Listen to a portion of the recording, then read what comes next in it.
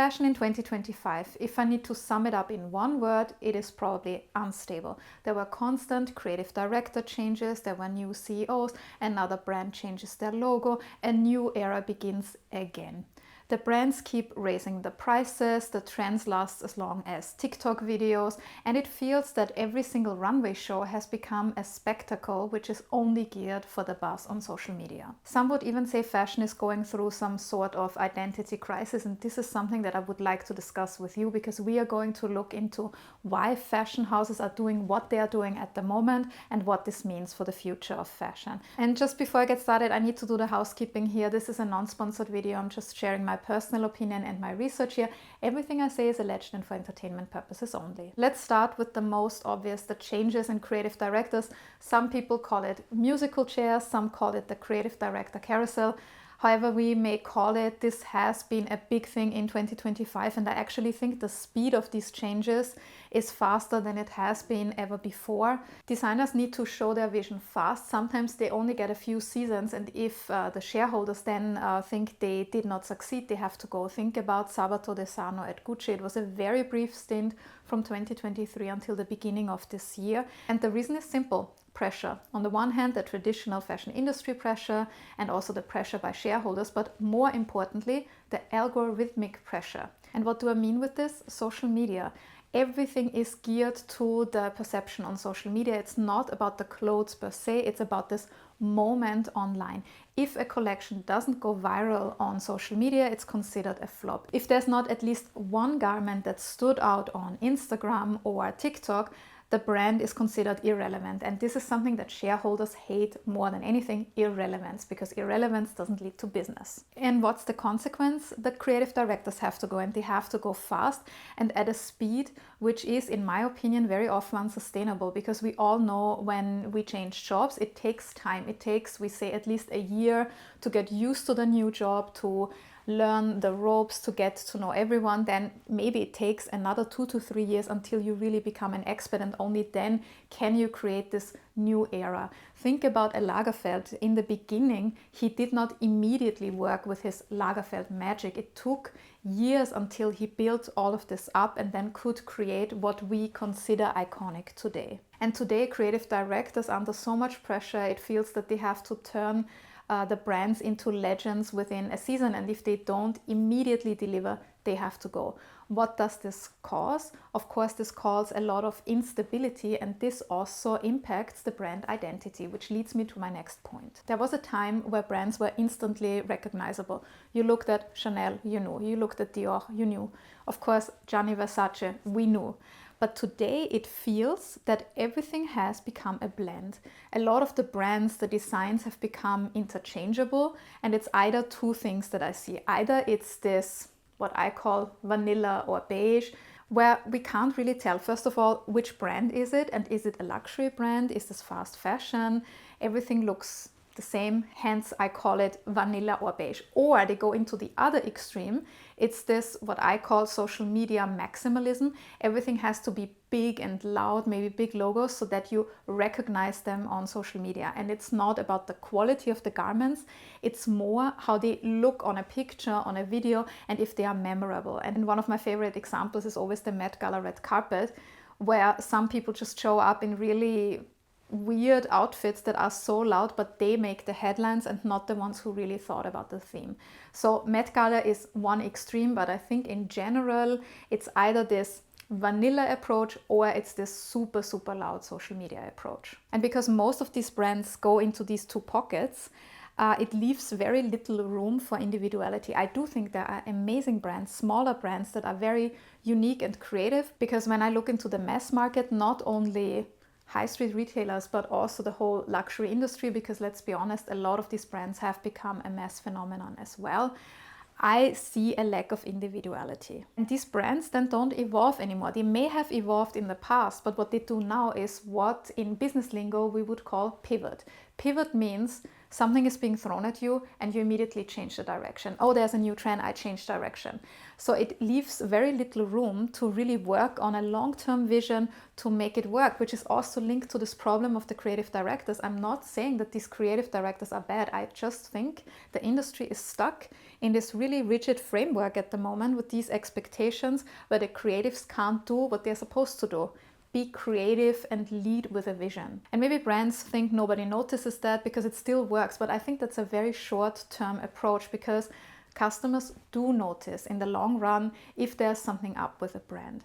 The next problem I see is the constant price increases. This is not only something that happened in 2025, but it has been happening for a very long time now, because bags that used to cost 500 euros in the past now cost a multiple. And this is not a multiple because of inflation or anything else. It's just because these brands keep on raising the prices. And in some cases, this increase in prices did not correspond to an improvement of the quality.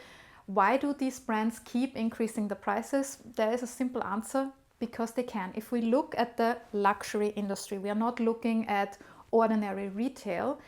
You already learn in business school that the price very often signifies quality. So if you sell a luxury product, you can't sell it at a price which is perceived as too low, because then customers also question the quality. If it's too cheap, how can the quality then be great? So of course, a high price then signifies exclusivity. It makes it aspirational to have this product. And again, this is the economics of luxury goods. This is not true for the ordinary retail market. Furthermore, it brings me back to this whole because they can argument. In the past years, brands like Chanel, Louis Vuitton, they could raise the prices and customers still queued up in front of their stores and kept buying. The question is, how long can they keep doing this? How long will customers just accept it? But until they are taught otherwise, I assume the brands will keep doing this. But today we are dealing with a customer who is more informed than they ever were, because usually a price is just one click away for most luxury products. I remember in the early 2000s when you walked along these shopping streets with the luxury brands, they never had the prices in the windows, and you never dared to walk into Chanel and ask for a price, or if you already knew you could not afford it, you would never dare to enter these sacred halls of Chanel or Dior or something like this. And even in the magazines, I remember for certain brands, they said price upon request. This has changed a lot. The prices have become more accessible, not for all products. Some of the products or collections, the brands still keep behind this price upon request tag, but still customers know. And this also leads to the next consequence. If they know about the prices, they also inform themselves about quality, craftsmanship, how are workers treated, where's the product made. And I think we all know, after the discussions online in 2025 about where are luxury bags made, more and more people are asking questions. On the one hand, why are prices so high? Why are they getting higher? And what do I get for this price? Do I get a high quality product? Do I get a product which will last me for a very long time? Videos like "this bag is not worth it," "this piece of jewelry is so bad," "customer service is not working," they go viral every day. There's a new video. So brands have to do something. Unfortunately, at the moment, yes, they are doubling down, but by marketing rather than improving things, in my opinion. So it's this huge marketing campaigns across the industry, but the problem is you can raise prices, you can invest in marketing, but if your core product, what you actually sell, is not what customers expect it to be, you will have a problem, not only in the long term, but already very soon in the short term. And I don't know how you feel about this, but I feel 2025 was the first year where this foundation in luxury got some cracks, and I'm really curious what's going to happen in the next year or years if this foundation is going to crumble. And another big issue in the industry, which became more and more visible in 2025, even though it's been a problem for a very long time, is this constant worrying, how will this look on social media? For example, the runway shows.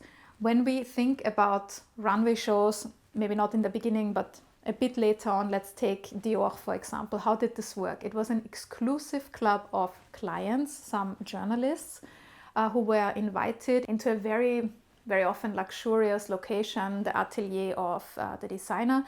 And then the audience sat around this empty space, the runway, and then the mannequin walked in. Never call them models, it was mannequins, and they were walking very gracefully. They showed the clothes. It was about the clothes, not the spectacle. And then usually they had this small number, a card with a number that they showed, so that clients, buyers, or journalists could then immediately order after the show. And this was actually the reason why runway shows came up in the first place.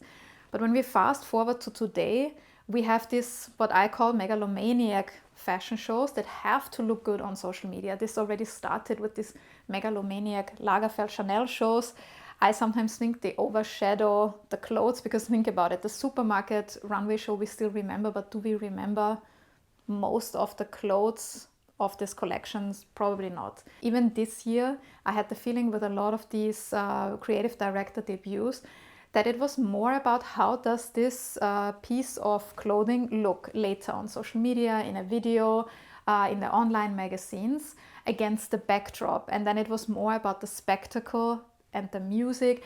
And what I noticed also, because I listen to a lot of fashion podcasts, that a lot of these experts then also rated the show, not only the clothes. They said, oh, the clothes were nice, but this show was underwhelming because it was not really interesting or fun or a spectacle. And I can kind of understand it. At the same time, I think then we are losing focus. Yes, we could say it's a comprehensive work that a designer has to present us. It has to be interesting, but does it always have to be a spectacle? Can't it just be a nice runway where the clothes shine and we actually focus on the clothes? And I think this is the issue. Sometimes I would even say maybe the brands don't want us to focus too much on the clothes and rather be consumed by the experience, because eventually luxury industry also means you buy into an experience. And we clearly see this because all of these shows are meant to create a moment, but not the moment when it happens, the moment on social media, a few seconds later. And we see that with the celebrities and influencers who are invited, with the music, the location, the whole spectacle around it before and after the show, the looks that are built to catch your attention online. When you scroll, when you doom scroll, this should catch your attention. So there has to be at least one crazy item that makes you look twice. Even if you would never buy it, it will be shared. It then creates the social media buzz. It contributes with this buzz to the aspirational character of the brand, because maybe that outfit is ridiculous and you would never buy it because maybe you couldn't even afford it, but you know which brand did that. So the people who can afford the brand then show their status by having this brand that everybody knew, oh, this was the one with the crazy dress on social media. And for me, this is actually some kind of irony, because luxury in its basic sense, in my opinion, also means it should be something timeless. I don't know what you think about this, but at the moment, the industry achieves exactly the opposite. This is the irony, because it actually should look good on a 1-minute video. Let's be honest, even in less than 30 seconds, it should look good. And then it can be on our feed for maybe a day, but then it's gone. And I feel because of this speed, because of this pressure, the brands kind of like, I don't know if we can call it panic, maybe there's a better word for it.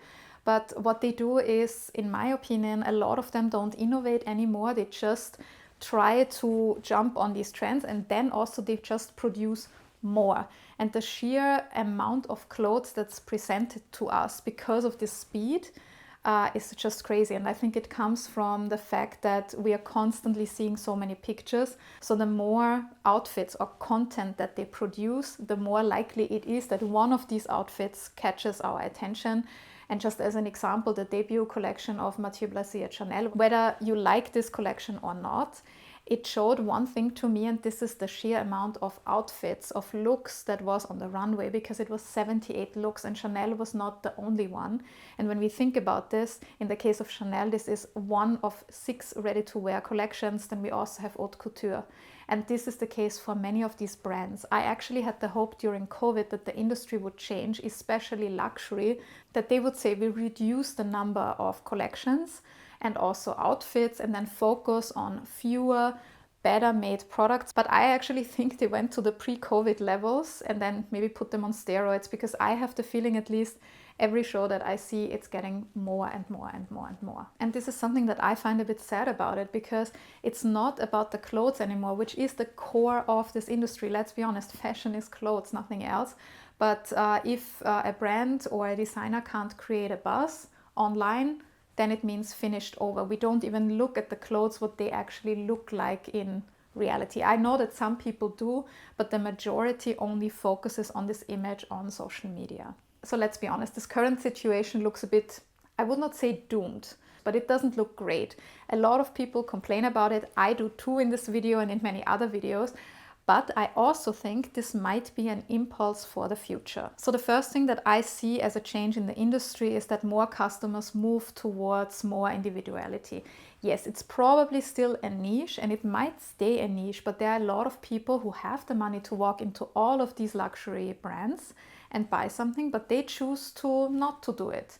Because they say, if I spend all that money, I don't want to run after the latest trend where everybody knows which it bag I'm carrying. I'd rather go to a niche brand, a niche designer, an independent label, support them and find something that's truly unique, that expresses who I am, because in the end, fashion is something where we express our personality. So I do think that it is already starting with a very small niche and more people are actually thinking that way. The second assumption I have is that runway shows will go back and become a bit smaller again, maybe a bit more curated, even though I hate the term curated. Maybe it's because I'm an art historian and for me curation is something else.